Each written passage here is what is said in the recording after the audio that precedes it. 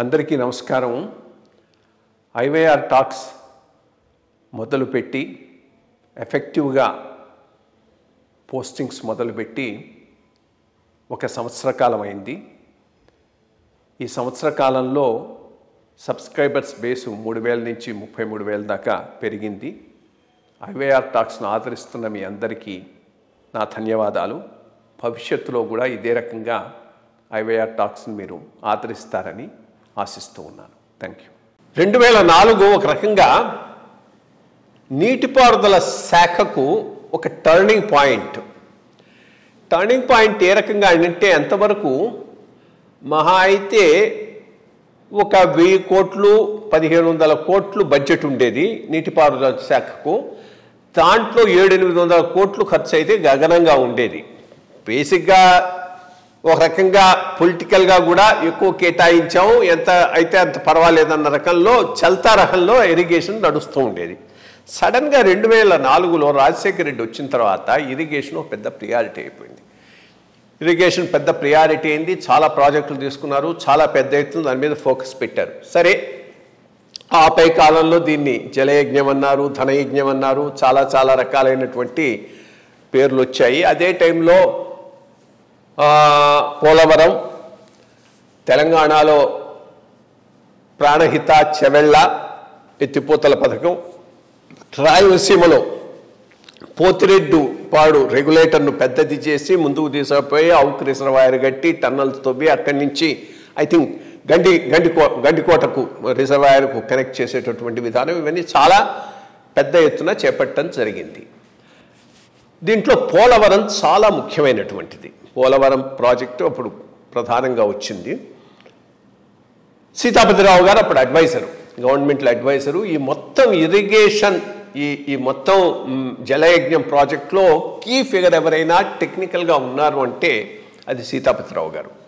ఆయన చాలా బిలీవ్ చేసి రాజశేఖర రెడ్డి గారు ఆయన మీద చాలా రెస్పాన్సిబిలిటీ పెట్టడం జరిగింది. అఫ్ కోర్స్ అప్పుడు సివిఎస్కే శర్మ గారు సెక్రటరీగా ఉండేవారు. ఆయన కూడా ఇన్వాల్వ్డ్ ఇన్ ది ప్రాజెక్ట్స్. దీంట్లో ప్రాణహిత అనేది ముందు పోలవరాన్ని గురించి చర్చిద్దాం. పోలవరం అప్పుడు డ్యాము ఇంకా అసలు మొదలే కాలేదు. డ్యాము కాలవకుండా ఎడమ కాలువ, కులి కాలువ తోటం అనేటటువంటిది మొదలు పెట్టారు. మొదలు పెడితే ఈ ఫైల్ నాకు వచ్చింది. ఫైనాన్స్లో ఉన్నప్పుడు సీతాపతిరావు గారిని, నా అడ్వాంటేజ్ ఏంటంటే వారు ఇరిగేషన్లో ఉన్నారు కాబట్టి వారిని పిలిచేవాడిని. పిలిచి కూర్చొని మొత్తం డ్రాయింగ్స్ గీచి మొత్తం ఎక్స్ప్లెయిన్ చేస్తూ ఉండేవాడు, ఫైల్ అర్థం చేసుకోవటానికి దాంట్లో రాసే ముందు. నేను కూడా గట్టిగానే రాశాను. డ్యామే కన్స్ట్రక్ట్ కానప్పుడు కాలువలు తవ్వటం ఏంది, అవసరం లేదని రాస్తే, ఇన్ఫ్యాక్ట్ అప్పుడు సీఎం ఆఫీస్లో ఉన్న భాను గారు చెప్పారు అని అనేసి అది పక్కన పెట్టేసి అప్రూవ్డ్ అని రాసేశాడు సీఎం గారని. బట్ దట్స్ హౌ అప్పుడు ఎడమ కాలువ, కుడి కాలువ తవ్వటం మొదలెట్టారు. ఈ మెయిన్ డ్యాముకు క్లియరెన్సెస్ వాటికి చాలా పెద్ద ఎత్తున లాబియింగ్ చేయటం అయితే జరిగింది. అది వాస్తవం. ఢిల్లీ లెవెల్లో చాలా ఒక టీంను పెట్టి లాబియింగ్ చేశారు. ఈ పోలవరం ప్రాజెక్టులో పూర్తిగా ఇన్వాల్వ్ అయి ఉన్నప్పటికీ సీతాపతిరావు గారిని గురించి, బికాస్ ఆయనకు పోలవరం ప్రాజెక్టు అదో మిషన్. ఏ రకంగా రాయలసీమకు నీళ్ళు ఇవ్వటం రాజశేఖర రెడ్డి గారికి మిషను, పోలవరం ప్రాజెక్టు సీతాపతిరావు గారికి మిషను. ఎందుకంటే వీళ్ళ చిన్నాన్న గారు, వారి పేరు కోదండరామయ్య గారు కదా సార్. కోదండరామయ్య గారు 1956-58 ప్రాంతాల్లో పోలవరం ఎమ్మెల్యేగా ఉండేవాడు. సో అప్పటి నుంచి పోలవరం మీద వీరికి ఉంది. ఆ పైన ఇన్వెస్టిగేషన్లో వాటిల్లో అన్నిట్లోనూ ఉన్నారు. కాబట్టి అది ఆ ఏరియా వాడు, తణుకు నుంచి వచ్చినటువంటి వ్యక్తి. సో అన్ని రకాల పోలవరం మీద ఆయన చాలా ఫోకస్ పెట్టారు. సో ఈ పోలవరం ప్రాజెక్టు ఎప్పుడు కన్సీవ్ అయింది, ఎట్లా కన్సీవ్ అయింది, మీ పీరియడ్లో ఏం జరిగింది, ఆ పైన ఎందుకు ఇంత డిలే అవుతున్నది, ఇప్పటికైనా అసలు అక్కడ స్ట్రక్చరలీ వచ్చే అవకాశం ఉందా, సీరియస్ స్ట్రక్చరల్ ఇష్యూస్ ఏమైనా ఉన్నాయా, మొత్తం అంతా కాంప్రహెన్సివ్గా మీ నాలెడ్జ్తో దాని మీద ఒక ఇది ఇవ్వగలిగితే అందరికీ కాస్త ఇష్యూ అర్థమవుతుంది. మనం ఇరిగేషన్ గురించి కొంచెం మొదట తెలుసుకోవాలంటే ప్రాజెక్ట్స్, ఇరిగేషన్ వచ్చేందుకు ప్రాజెక్ట్స్ 2 విధాల నదుల మీద అడ్డగట్టు కట్టడం. ఈ అడ్డగట్టు 2 టైప్స్. ఒకటి బ్యారేజ్, ఆ బ్యారేజ్లో ఉన్నటువంటి అడ్వాంటేజ్ ఏంటంటే డీప్గా వెళ్ళక్కర్లే, ఇసుక మీద కూడా వేసేయచ్చు. ఆ వర్క్స్ని ఏమంటారంటే డైవర్షన్ వర్క్స్ అంటారు. వచ్చిన వాటర్ రివర్లో ఉంచి డైవర్షన్ వర్క్స్. రివర్లో వాటర్ ఉండాలి డైవర్ట్ చేయాలంటే, కనుక అది నార్త్ ఇండియాలో సింధు నది మీదటువంటి కరాచీ దగ్గర ఆ యానికట్టు మొత్తం పాకిస్తాన్ యొక్క హార్ట్, అది ఓన్లీ an యానికట్. ఇక రెండోది నీరు నిలవేయడం, ఒక పెద్ద ఆర్టిఫిషియల్ ట్యాంకు. నీరు ఎప్పుడైతే వస్తుందో అక్కడ అది ఒక ట్యాంక్ కింద ఫార్మ్ చేయాలి. ట్యాంక్ కింద ఫార్మ్ చేయాలంటే నదికి అడ్డంగా ఒక గోడ కట్టాలి, దాన్ని డ్యామ్ అంటారు. సో సౌత్ ఇండియాలో ఉన్న రివర్స్ అన్నీ కూడా నర్మదా నండి, గోదావరి నండి, కృష్ణా నండి, they are older than north Indian rivers. They are all only non-perennial rivers. They will have అక్కడ నీరు జనరల్గా జూలై దగ్గర నుంచి సెప్టెంబర్ 15 వరకే ఉంటుంది, అంటే యావరేజ్ తీసుకుంటే. దాని తర్వాత 9 నెలలు డ్రౌట్. సో ఒక స్టోరేజ్ రిజర్వాయర్ కట్టాలి అని, స్టోరేజ్ రిజర్వాయర్ కట్టాలంటే ఎక్కడ కట్టాలా? పెద్ద ఫౌండేషను మంచి గట్టిగా ఉండాలి, కింద రాక్ మీదే కట్టాలి దీన్ని. రెండు, ఎంత నీళ్ళు ఎంత ఉంటే, సాధారణంగా మన రివర్స్ అన్ని సౌత్ ఇండియన్ రివర్స్ అనండి, అవి గార్జిలో వస్తుంటాయి. మనం పాపికొండలో ఉంటాం గార్జ్, అది గార్జ్ అనమాట. ఆ గార్జిలో వచ్చి పోలవరం దగ్గర it enter the plains. So full utilisation of gorge పెట్టేందుకు గాను పోలవరం దగ్గర ఒక పెద్ద గోడ, దాన్ని డ్యామ్ అనండి ఏమన్నా, పెద్ద గోడ కట్టుకున్నట్లయితే మంచి బాగుంటుంది అని 1941లో ఎల్ వెంకటకృష్ణయ్య, అప్పుడు మనం కాంపోజిట్ మెడ్రాస్ స్టేట్లో ఉండేవాళ్ళం. ఎల్ వెంకటకృష్ణ చీఫ్ ఇంజనీర్ అయినా అండ్ ఐఏఎస్ డైరెక్ట్గా, అంటే ఐఏఎస్ అంటే ఇండియన్ ఇంజనీరింగ్ సర్వీస్, ఐఏఎస్. ఆయన ఫార్ములేట్ చేయమన్నాడు. మొట్టమొదట ఫార్ములేట్ చేసి పోలవరం దగ్గర కట్టినట్లయితే, యువతల కొండ అవతల కొండగా ఉన్నాయి, ఆ మధ్యన కట్టినట్లయితే వెరీ గుడ్ వస్తున్నారు. అప్పుడు ఇమీడియట్గా గవర్నమెంట్కి రాశారు. ఇంకా రాస్తే తీసుకోండి ఇన్వెస్టిగేషన్ అన్నారు. అది 1951లో ఉన్నది. వాడు రిపోర్టు 1941 ఇది వచ్చింది కదా, 1947కి రిపోర్ట్ ప్రిపేర్ చేశారు. మొట్టమొదట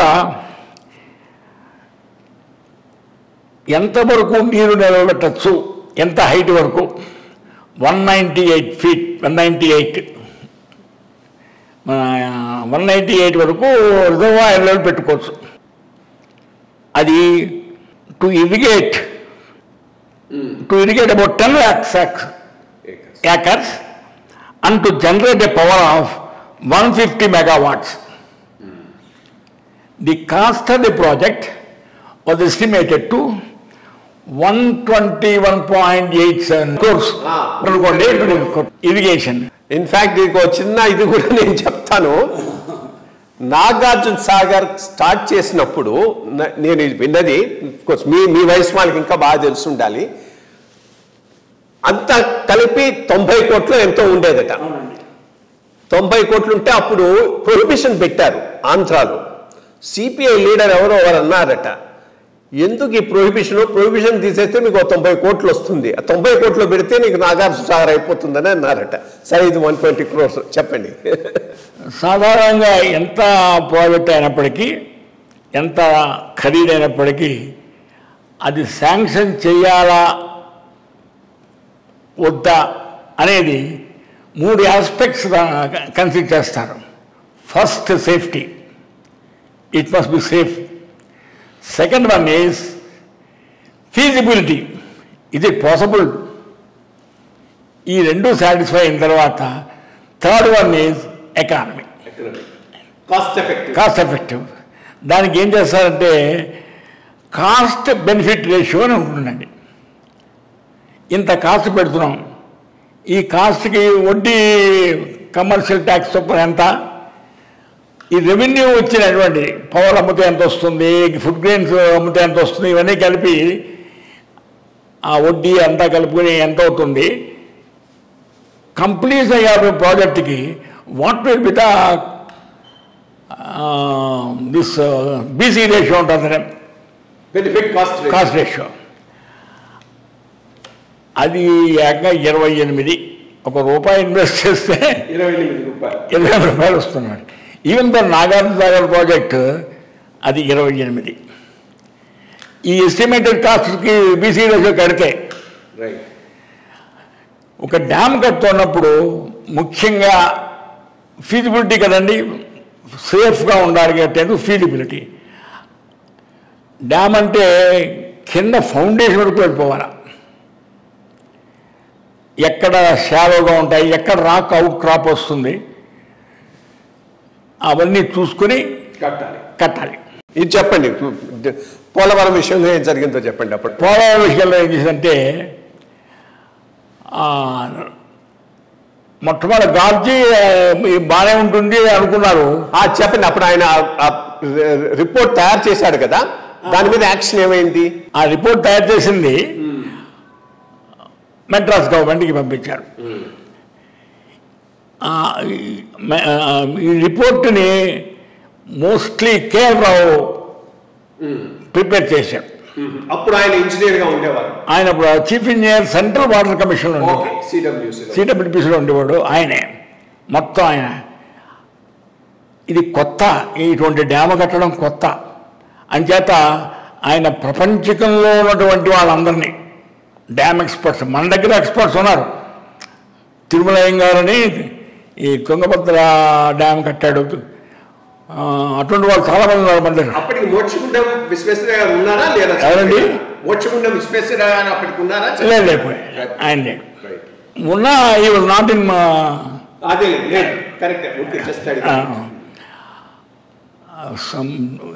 అప్పుడు వరల్డ్లో డ్యామ్ ఎక్స్పర్ట్ సావేజ్ అని ఒకటి ఉండేవాడు. ఆయన ఎక్స్పర్ట్ ఫర్ మ్యాసనరీ డ్యామ్స్.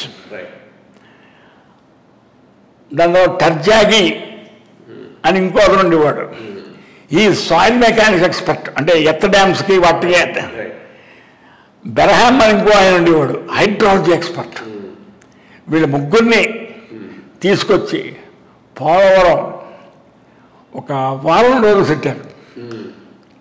ఎందుకు ఇంత తీసుకోవాల్సింది అంటే peculiar formation of rock foundation. అక్కడ ఫస్ట్ వాటర్ కింద శాండ్ కింద క్లే, మట్టి కింద మళ్ళీ శాండ్. ఆ శాండ్ డెప్తే 90 మీటర్స్. దాని తర్వాత మళ్ళీ బౌలర్స్ రాక్, షీట్ రాక్ వస్తుంది అనమాట. సో బెడ్ దగ్గర నుంచి ఒక సుమారు 150 ఫీట్ లోపలికి తవ్వాలి, ఎట్ డీపెస్ట్ పోర్షన్. అప్పుడు అలా ఫీజిబిలిటీ కొంచెం భయపడ్డారు. అంచేది వీళ్ళందరూ తీసుకొచ్చారు. తీసుకొస్తే అందరూ studied very well, motor cycles చేశారు. దాని మీద చేసేటువంటి గోతులు తప్పేసి పైపు దింపేసి ఆ గోతుల్లో మనిషిని దింపేవారండి, to observe the rock and other profiles. అవన్నీ చేసి it is possible, it's a good choice. అక్కడ కొండలైట్ షూట్ అని రాక్, కొండలైట్ షూట్ అది. ఆ rock is good for concrete. ఇవన్నీ చూసుకుని కాంక్రీట్ డ్యామ్ కట్టేవని చెప్పారు. And spillway also in the river itself. ఇవతల పక్క అవతల పక్క డ్యామ్ కట్టేసిన తర్వాత రెండోది ఇంకేదే అక్కడి నుంచి మనం వాటర్ తీసుకురాగలం అప్ స్ట్రీమ్ నుంచి డౌన్ స్ట్రీమ్ కాలంలోకి. అది కూడా బాగానే ఉందన్నారు, చేసేమన్నారు. దెన్ గోవిందరాజుల Ayyangar the chief engineer for the composite Madras state. Madras is are dead against for this project. వాడు కామరాజు అనండి, రాజాజీ కానివ్వండి, దాని తర్వాత టిటి కృష్ణమాచారి అండి, సెంట్రల్ గవర్నమెంట్ వాడు, వీళ్ళందరూ dead against.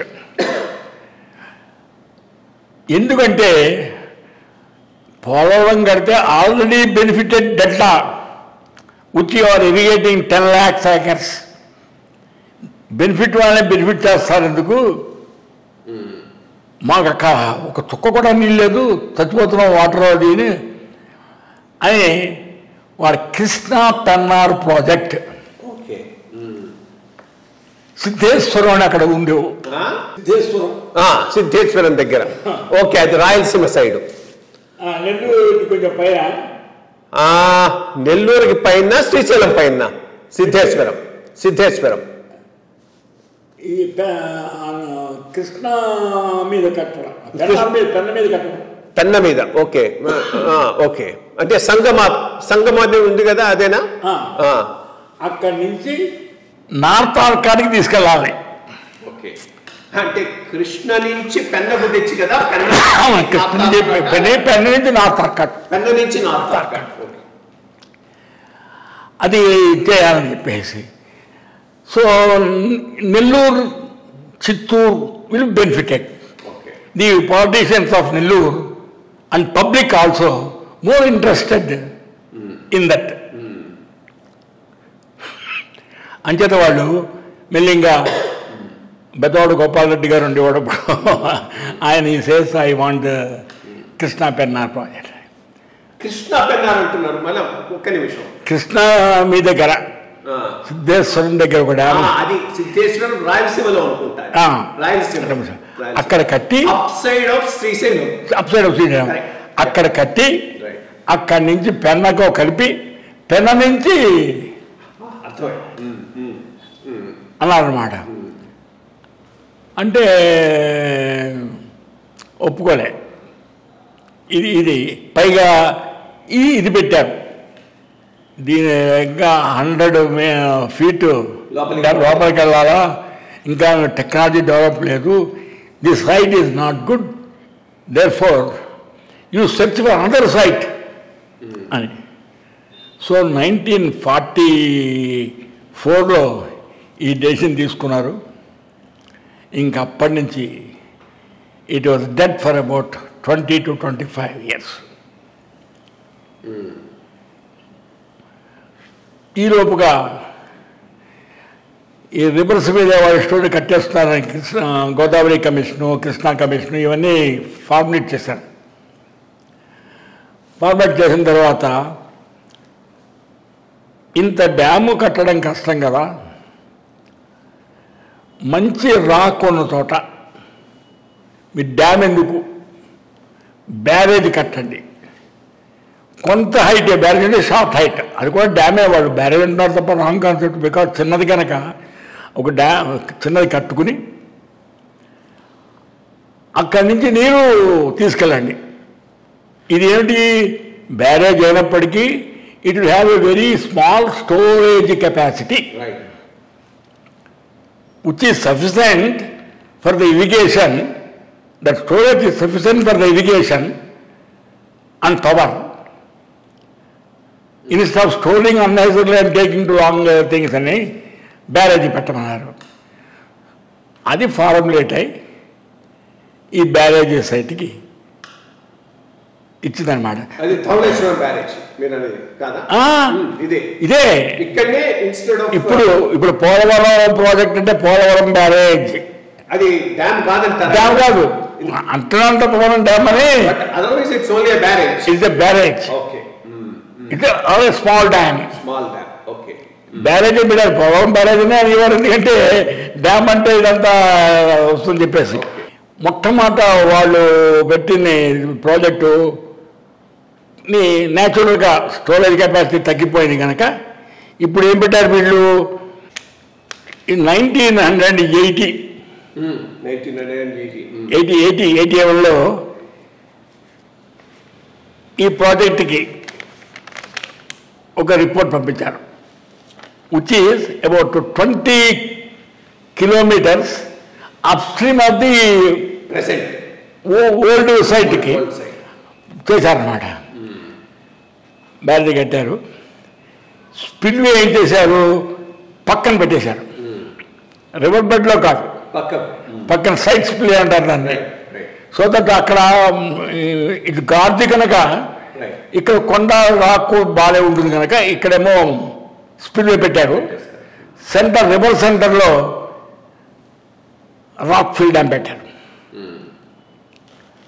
Because deep foundations అది వెళ్ళక్కర్లేదు. It doesn't require good foundations.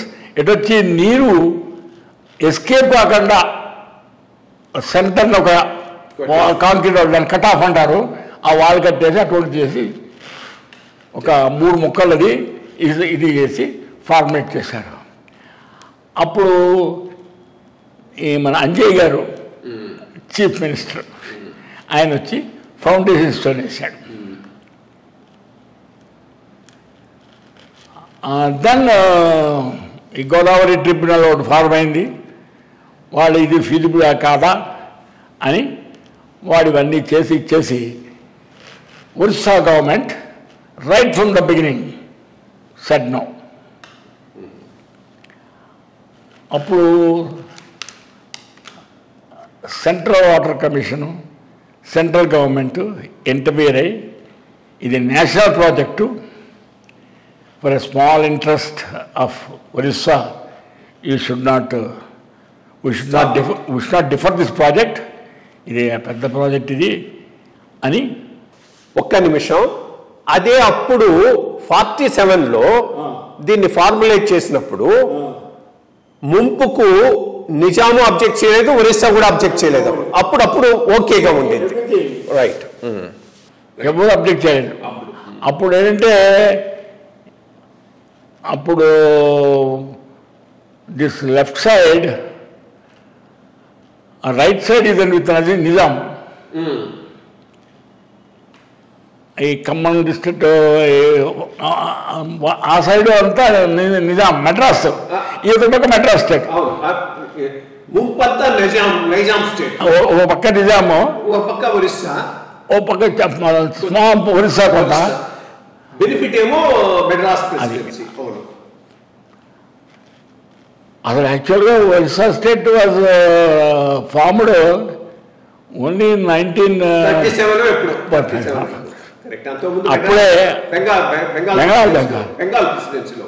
And those areas were Madras state. Two districts, Ganjam, ఇంకోటేలో ఉంది కోరాపుట్. ఇవన్నీ మన వాళ్ళ మ్యారేజ్ కనెక్షన్స్ ఉన్నాయి అక్కడ ఉండేవారండి. అని చేత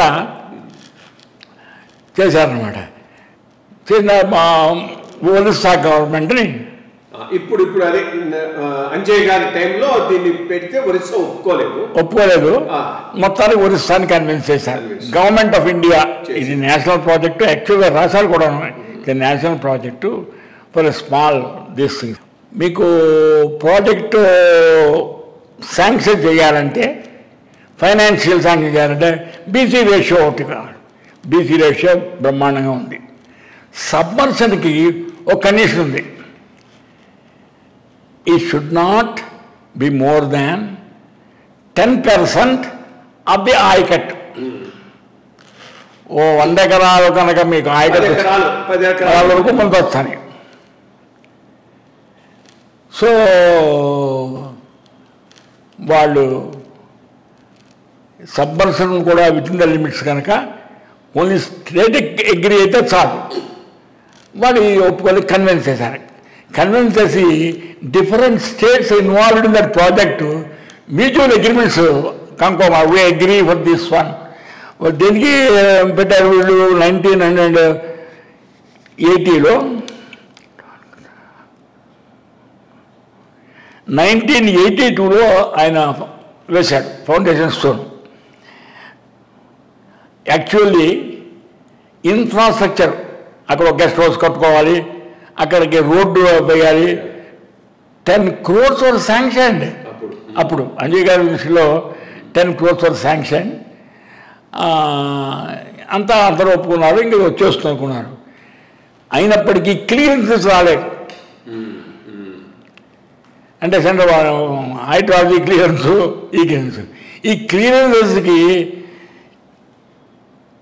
మన ప్రాజెక్ట్స్ అండి నిజంగా ఈ మెడ్రాస్ స్టేట్ నుంచి వచ్చిన వాళ్ళు కానీ మనం కానీ సెంట్రల్ గవర్నమెంట్ దగ్గర ఏ విధమైనటువంటి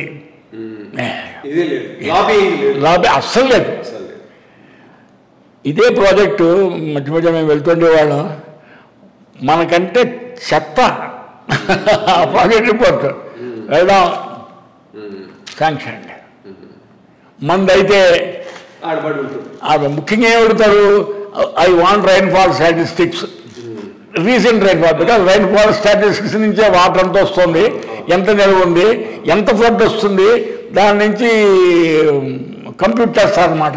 అవి అడగడం, అడిగిన తర్వాత అవన్నీ కరెక్ట్ చేసి వీళ్ళు చెప్పేప్పటికీ ఆ రైన్ఫాల్ స్టాటిస్టిక్స్ కరెక్ట్ చేయడం అది ఇది ఫార్ములేట్ చేసేప్పటికి 2-3 ఏళ్ళు పట్టింది.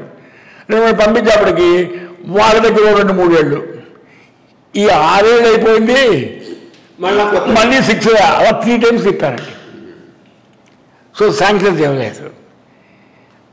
It is actually Rajasekhara Reddy గారి టైంలో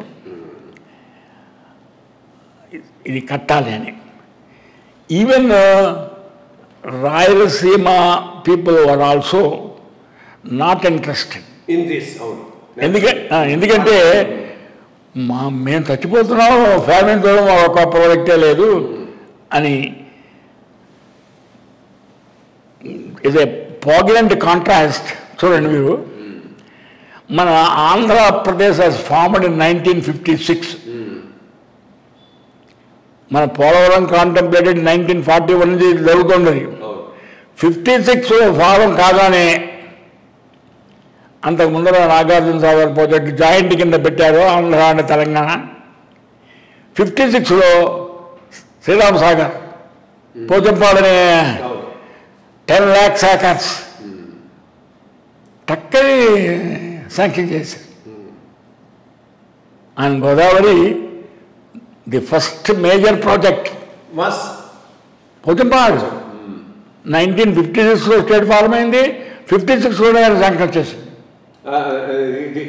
పోచంపాడు అనేవారు దాన్ని, శ్రీరామ్ సాగర్. అంటే మన లాబింగ్కి అక్కడ వాళ్ళ లాబింగ్ మాకేం లేదు ఏంటంటే. అప్పుడు ఏం చేశారు, తెలంగాణ చూసి రాయలసీమ వాళ్ళు కూడా గొడవ చేశారు. గొడవ చేస్తే మా కృష్ణా మీద మీరు నాగార్జున సాగర్లో కట్టుకుంటున్నారు, మీరు మాకేం లేదు అని గొడవ చేస్తే శ్రీశైలం పెట్టారు. ఇరిగేషన్ ప్రాజెక్ట్ అయితే క్లియరెన్స్ రాదు, వాటర్ యూటిలైజేషన్ ఇంకా గొడవలో ఉంది కనుక పవర్ ప్రాజెక్ట్ అని పెట్టారు.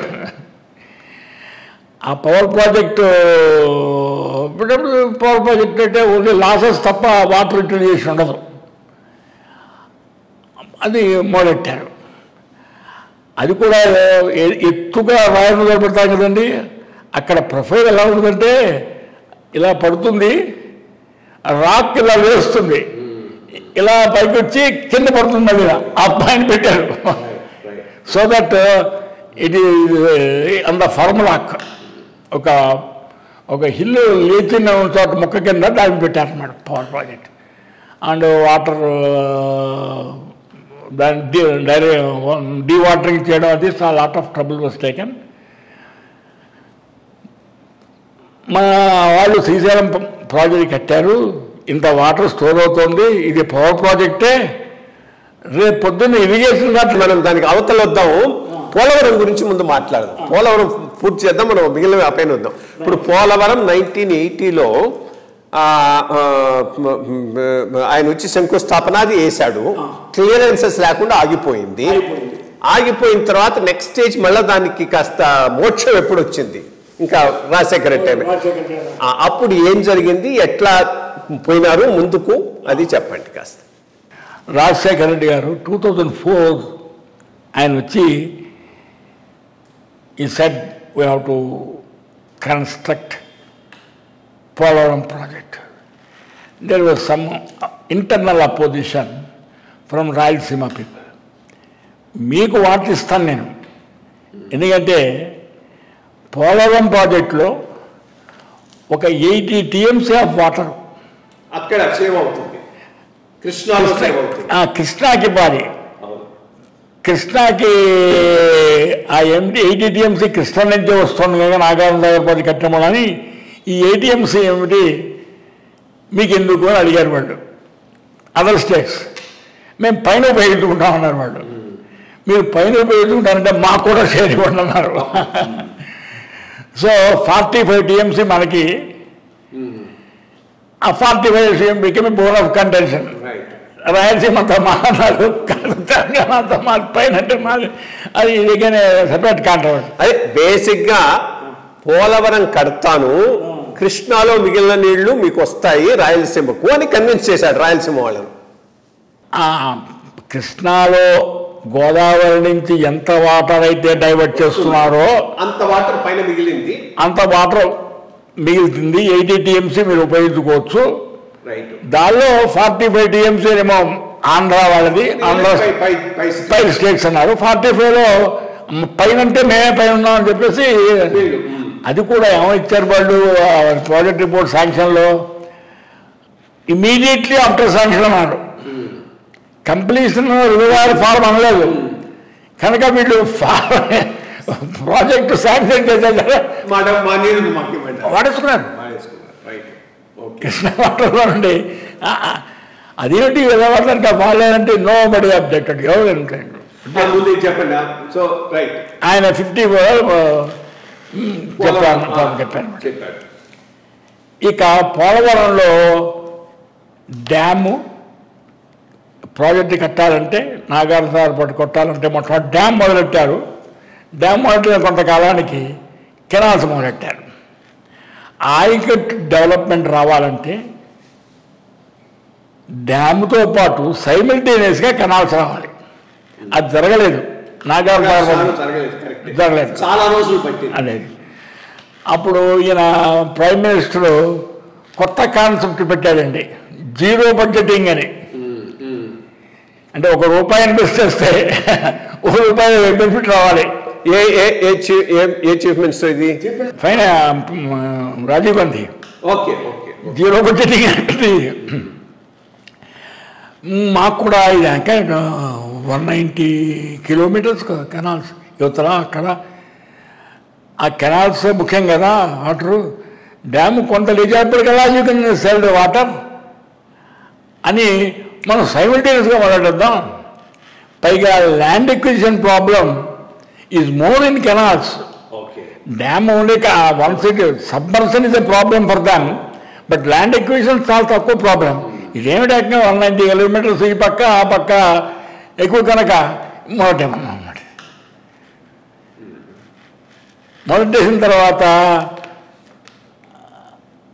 మీ ఆయకట్టు ఎంత అని అడిగారు.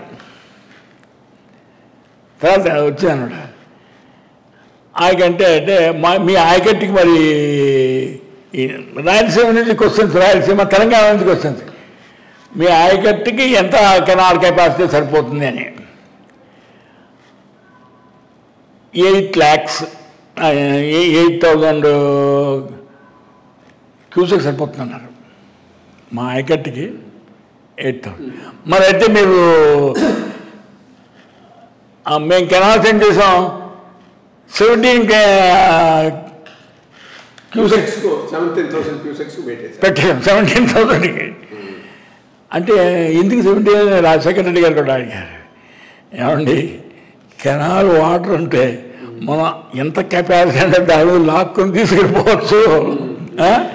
పైగానేమో మరి 80 TMC వాళ్ళు అడుగుతారు.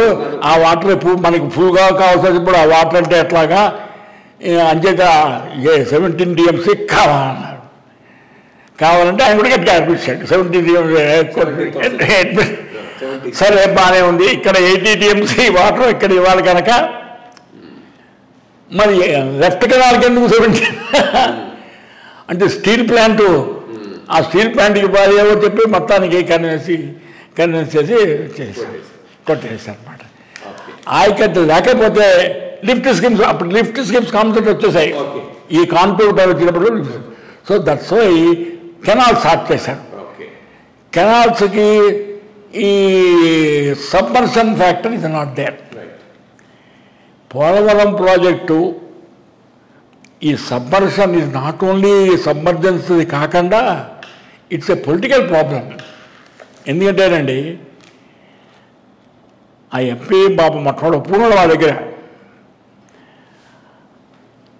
పోలవరం అప్ స్ట్రీమ్ దగ్గర నుంచి it's a political corridor for Naxalites. So they were dead against. They instigated these people, dead against. Even now they are against. అప్పుడు మేము కోట్ చేసాం. సుందరయ్య గారు పాపం పోలవరం ప్రాజెక్టు పుత్తలపూడి సుందరయ్య అని ఆయన రాశాడు. పోలవరం కట్టి తీరాలి మీరు, కట్టి తీరాలని రాశాడు. చేసినా సరే అప్పుడు వేరు వాడు పాపం వాళ్ళు ఎవరంటున్నారు వాళ్ళు ఇల్లు కొట్టేశారు. ఇలాగా వీళ్ళు రీహాబిలిటేషన్ వాళ్ళకి ఒక ఇది వాడికి 5 acres ఇవి చేసి రీహాబిలిటేషన్ కాస్ట్ అంతా పెంచి పడేశారు. సో ఈ ప్రాజెక్టు స్టార్ట్ చేసినప్పుడు అండి కెనాల్స్ చాలా బాగా వెళ్ళాయి. అందరూ తప్పేసారు, ప్యాకేజ్ పెట్టాం, మంచి వాళ్ళు ప్రోగ్రెస్ అది బాగా మానిటర్ చేశారు. Except at pieces where there the land acquisition. Dummugudem దగ్గర ల్యాండ్ ఎక్విజిషన్ ఇప్పుడు పొలిటికల్. అక్కడ రాజశేఖర రెడ్డి అనే వస్తూ ఉండేవాడు, ఇస్తే నువ్వు కోర్టుకు వెళ్ళమనేవారు. Court always favourable to Rajasekhara Reddy గారు అన్నారు, ఐడల్ కోర్టు కోర్ట్ అని. ఇంకా నున్నా అని అక్కడ ఒక గ్రామం ఉంది, నున్నా అక్కడ కొంచెం ఈ కాంగ్రెస్ బెల్ట్ స్ట్రాంగ్, నెహ్రూ వాళ్ళు వీళ్ళందరూ మొత్తానికి దట్ పబ్లిక్ చేసి మొత్తానికి కెనాల్స్ కంప్లీట్ అయిపోయాయి. ఈ ప్రాజెక్ట్ అండి 1980లో అంటే 82లో ఎస్టిమేట్ చేశారు కదా. దీని cost 3030 crores Polavaram including canals and everything, rehabilitation ఇవన్నీ. రాజశేఖర రెడ్డి గారు 2004లో దీనికి శాంక్షన్ ఇచ్చినప్పుడు ఇట్ హ్యాస్ 7417 crores. ఈ రిహాబిలిటేషన్ కాస్ట్ పెరిగిపోవడం, దాని తర్వాత tenders estimate always when you call for tenders higher పెరిగిపోవడం అని 2004 నుంచి 2016లో చంద్రబాబు నాయుడు గారు వచ్చారు. I will complete the Polavaram project first 1 year మాట్లాడారు. at an estimated cost of 57,940 crores. Complete చేస్తున్నాడు, ఆయన కూడా కంప్లీట్ చేయలేకపోయాడు. ఇది దీనికి మోస్ట్లీ కారణం ఏంటంటే Telangana people are not interested. There will not be any benefit for them. Orissa people, why should we lose? Why should we lose? For what purpose? మా సబ్బర్సను ఆ బస్తర్ ల్యాండ్ అంటే మామూలు ఫారెస్ట్ ఇదంతా వీళ్ళకి. అంటే ఈవెన్ ఫర్ రీహాబిలిటేషన్ సర్వే కూడా వాళ్ళు ఒప్పుకునేవారు కాదు. And they have sign the agreement agreeing for this one, they backed out. Court అడిగింది నువ్వు సైన్ చేసావు కదంటే అప్పుడు కండిషన్స్ వేరని. ఇంకా వన్స్ ఈ కోర్టు ఇదండి మీకే అంటే ఇలా దేశంలో ఈ ప్రాజెక్టు వరస్ట్ కానీ ఇటువంటి ప్రాజెక్టు వరస్ట్గా ఉన్నవి చాలా ఉన్నాయి. సర్దార్ సరోవర్ సాగర్. బట్ అది పూర్తి చేయగలిగాడు కదా మోడీ గారు. చేశారు. ఆ సర్దార్ సాగర్ మీరు ఇంకా 1951లో నెహ్రూ గారు 1951లో నెహ్రూ గారు ఫౌండేషన్ అక్కడ స్టేట్స్ ఎక్కువ. అవును, మధ్యప్రదేశ్లో సబ్మర్షన్, గుజరాత్లో నీళ్లు. మధ్యప్రదేశ్, గుజరాత్ ఈ కూడా పాకెట్, రాజస్థాన్లో కూడా నీళ్లు పోతాయి. అంతే. ఈ గొడవల్లో ట్రిబ్యునల్ ఫారం చేశారు. ఇప్పుడు ట్రిబ్యునల్స్ ఉండి కాదు, ట్రిబ్యునల్ ఫారం చేయడం ఆ మెధాపర్కర్తో ఉండేది. అది అదే object and court task to stop for 3 years. అయిపోయింది. అంటే అక్కడ ఆ కాలువ capacity double the capacity of Polavaram. 40,000 cusecs ఒక రివర్నే అది ఓపెన్ చేసినప్పుడు అండి. ఆ కాలువ చుట్టూరా ఎంతైనా ప్రజలందరూ వాళ్ళ సంతోషానికి మోడీ గారు ఓపెన్ చేశారు. బెనిఫిట్స్ వచ్చేటప్పుడేమో చాలా సంతోషంగా తీసుకుంటారు. ఎవరైనా ఇవ్వాలంటే హ్యూమన్ నేచర్, ఎవరైనా ఇవ్వాలంటే ఇంకో రూపాయి వస్తుంది. ఇప్పుడు నేను ఒక చిన్న పాయింట్ చెప్తాను, దాని మీద ఆన్సర్ చేయండి. పోలవరం ఒకప్పుడు డిలే కావటానికి సబ్మర్షన్ కావచ్చు. ఇప్పుడు సబ్మర్షన్ కాదు, ఒకప్పుడు డిలే అయ్యేప్పటికీ, మొట్టమొదటిసారి డిలే అయ్యేప్పటికీ the point is unwillingness of the Madras government పొలిటికల్గా.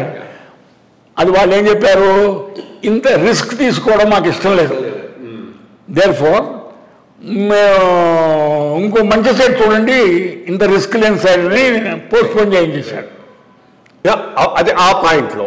సరే, నెక్స్ట్ పాయింట్లో సబ్మర్షన్ ఇష్యూస్ ఉన్నాయి. ఇప్పుడు ఆ సబ్మర్జ్ అయ్యేటటువంటి తాలూకాలు ఖమ్మం జిల్లా నుంచి తీసేసి ఆంధ్ర ఏరియాలో జాయిన్ చేశారు. సో సబ్మర్షన్ ఇప్పుడు ఇంటర్ స్టేట్ ఇష్యూ కాదు, ఆంధ్ర ఇష్యూయే కొద్దిగా. బట్ అసలు మనకు ప్రాబ్లం అంతా స్ట్రక్చర్లోనే వచ్చింది కదా. ఇప్పుడు నేను దాని మీద నా ఆన్సర్ చెప్పండి. ఇప్పుడు పాయింట్ ఈస్, ఇప్పుడు మిగిలినవన్నీ వదిలేయండి. కేంద్ర ప్రభుత్వం బైఫర్కేషన్లో పోలవరాన్ని జాతీయ ప్రాజెక్టుగా తీసేసుకుంది. అది 2014 ప్రాంతంలో జరిగింది. ఇప్పుడు మనం 24లో 25లో ఉన్నాం, 11 ఏళ్ళు. అసలు స్ట్రక్చరే 11 ఏళ్లలో కట్టలేకపోతున్నాం కదా. టెక్నికల్ ప్రాబ్లమ్స్ ఏంటి అక్కడ? మరి ఎందుకని కట్టలేకపోతున్నారు? అన్విల్లింగ్నెస్. ఎవరి అన్విల్లింగ్నెస్ ఆఫ్ హూమ్? ఎందుకు?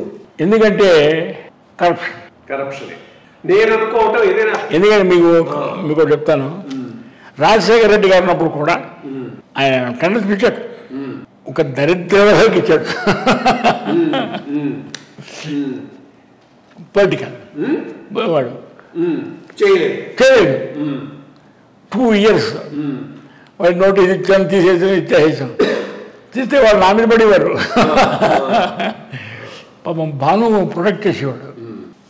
అది అయిపోయిన తర్వాత ఇంకో కాంట్రాక్టర్ని పెట్టారు, వాడు అంతే. ఇట్స్ నో డౌట్ అబౌట్ ఎవరు తీసుకుంటున్నారు ఎవరు అని కాదు, it is corruption that is allowing it to delay. But ఏవో స్ట్రక్చరల్ ఇష్యూస్ ఉన్నాయి, డయాఫ్రమ్ వాలు, కాఫర్ డ్యాము. ఇప్పుడు మామూలుగానండి ఇది కట్టేసారు, స్పిల్వే కట్టేసారు, అయిపోయింది. కాలువ బయటకు వచ్చేసేందుకు టన్నల్స్ కట్టేశారు, అది కూడా అయిపోయింది. మొట్టమొదటి కెపాసిటీ 20,000, ఇప్పుడు ఇంకా పెంచుతూ ఉంటున్నారు 27. ఇంకా వచ్చింది ఏంటంటే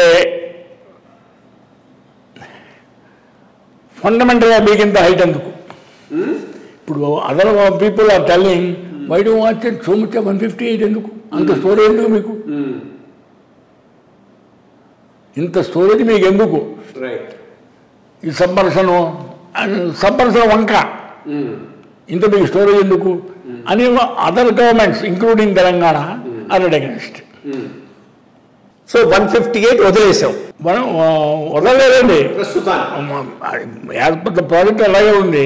బట్ ఎంతవరకు కడుతున్నాం ఇప్పుడు?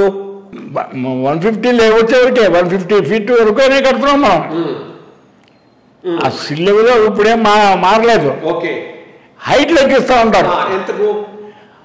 ఎనీవే 145. జస్ట్ ఆ కింద సిల్ మీద 1 అడుగు 2 అడుగులు వాటర్ ఉండేదారు కదా మీకు. ఈ 17,000 కాలువకు వెళ్ళే వాటర్ ఎంత అవసరమో అంత.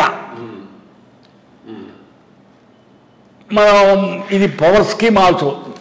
It will develop now not only irrigation but also power. 760 megawatts of power వస్తుందండి. టర్బైన్స్ పెట్టాం మనం. ఆ టర్బైన్స్ కూడా లో లెవెల్ టర్బైన్స్ పెట్టండి పెట్టలేదు. మామూలుగా అవి కూడా ఉంచారు.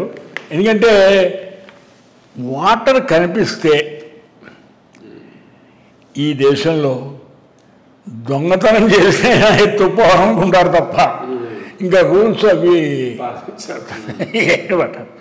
వాటర్ సచ్చే. సో ఇప్పుడు హైట్ తగ్గించటం వల్ల ప్రాజెక్ట్ ఎఫిషియన్సీ ఏమైనా దెబ్బతింటుందా? ఐ మీన్ ఒక పాయింట్ ఈస్ 2 కెనాల్స్కు కంఫర్టబుల్గా నీళ్లు ఇవ్వగలిగే పరిస్థితి లోయర్ హైట్లో ఉన్నప్పుడు హయ్యర్ హైట్కి పోవాల్సిన అవసరం ఏముంది? కెనాల్స్ లోవర్ హైట్లో ఉన్నప్పుడు హయ్యర్ హైట్కి హైట్ ఆఫ్ ది కెనాల్స్ మార్చట్లేదండి. నేను అంటుంది డ్యామ్ హైట్. ఇంత స్టోరేజ్ ఉంటే కానీ గ్రావిటీగా 75% డిపెండబిలిటీ. ఒక ప్రాజెక్టు కట్టాలంటే డిపెండబిలిటీ ఎంత?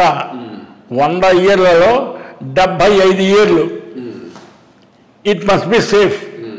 ఇప్పుడు ఈ హైడ్రాలజీ అంతాను 75% డిపెండబిలిటీ. ఆ 75% 75 సంవత్సరాలు అయిన తర్వాత రాదండి. ప్రాజెక్ట్ కట్టిన నెక్స్ట్ డే రావచ్చు. ప్రాజెక్ట్ కట్టారు బాబోయ్ అని గొడవ పెట్టేస్తా కనుక 75% is only for the design purpose. 3 years కన్సెక్యూటివ్గా వాటర్ రాలేదు అనుకోండి అది.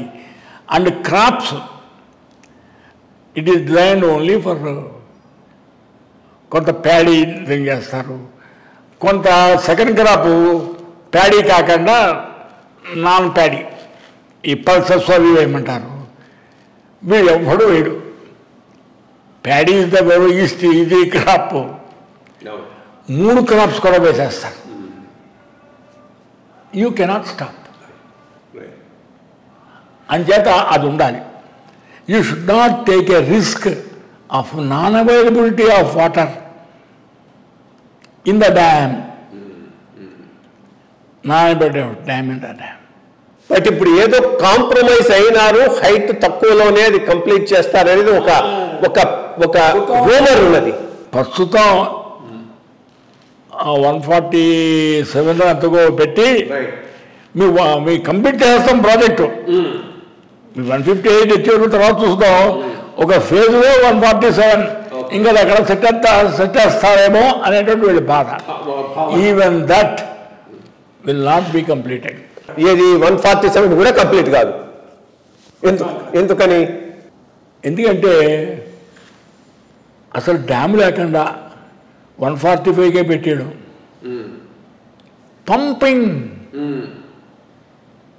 పంపు చేసే వేసుకుంటాం మా ఇష్టం తోటకి. మా ఇష్టంతో కాలమటందుకు మాకు మా ఇష్టం తోట చిన్న పూలు ఉంటే చాలు పంపు చేసుకుంటాం. ఇప్పుడు తెలంగాణ అంతా 10 or 15 పంపింగ్ స్కీమ్స్ దేవాదులతో స్టార్ట్ అయిందండి. అవును, ఇప్పుడు మీరు అదే కరెక్ట్ పంప్ చేసుకు. బట్ ప్రాజెక్ట్ అయితే కన్స్ట్రక్షన్ జరుగుతూ ఉన్నది. ప్రతి సంవత్సరం డాఫ్రమ్ వాళ్ళు కొట్టకపోయింది అంటున్నారు, ఇంకో తడవ కాఫర్ డ్యామ్ కొట్టకపోయింది అంటున్నారు. ఇంకోతడు అక్కడ బ్రీచ్ పడింది అంటున్నాడు, గ్రైండర్ ఏదో ఇదైంది అంటున్నారు. 10-11 ఏళ్ల నుంచి జరుగుతూ ఉన్నది అంటే సీరియస్గా టెక్నికల్ ఇష్యూస్ ఏమైనా ఉన్నాయా లేవా అని నాకు అది అనుమానం వస్తుంది. ఇప్పుడు మీరు అనేది కరెక్ట్గా పంప్ చేసుకుంటే బట్ ప్రాజెక్ట్ అయితే కన్స్ట్రక్షన్ జరుగుతూ ఉన్నది. ప్రతి సంవత్సరం డయాఫ్రమ్ వాల్ కొట్టకపోయింది అంటున్నారు, ఇంకోతడు కాపర్ డ్యామ్ కొట్టకపోయింది అంటున్నారు, ఇంకోతడు అక్కడ బ్రీచ్ పడింది అంటున్నాడు, గ్రైండర్ ఏదో ఇదైంది అంటున్నారు. 10-11 ఏళ్ల నుంచి జరుగుతూ ఉన్నది అంటే సీరియస్గా టెక్నికల్ ఇష్యూస్ ఏమైనా ఉన్నాయా లేవా అని నాకు అది కన్స్ట్రక్షన్ దాంట్లో కాఫర్ డ్యామ్ అక్కడ నేను విన్నది ఏమిటంటే ముందర ఈ చేసే ముందర ఒక కాఫర్ డ్యామ్ కట్టుకోవాలి, ఎర్త్ డ్యామ్ వేసే ముందర రాక్ఫిల్ డ్యామ్.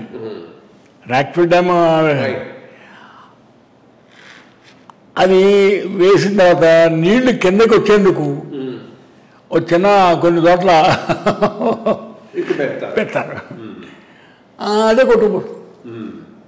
కాఫర్ డ్యామ్ అంటే యూ కెనాట్ స్టాప్, అట్లాగే పోతుంటాయి. దాంట్లో లోపల ఈ డ్యామ్కి లోపల cut off, concrete cut off వేయాలి. 90 meters cut off 1.5 meters thick, అంటే 1.5 meters థిక్ ఒక గోడ, కాంక్రీట్ గోడ పైనుంచి కట్టుకెళ్ళాలి.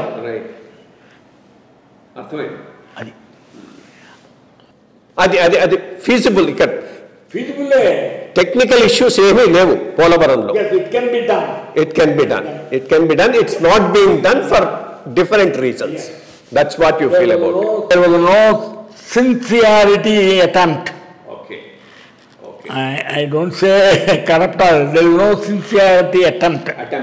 లేకపోతే ఇంత 10 ఏళ్ళు పట్టాల్సిన అవసరం లేదు, ఎప్పుడో పూర్తయి ఉండాల్సింది. ఓ గట్టివాడిని పెట్టి గట్టిగా చేసి ఉంటే ఎప్పుడో అయిపోయింది. Right, okay.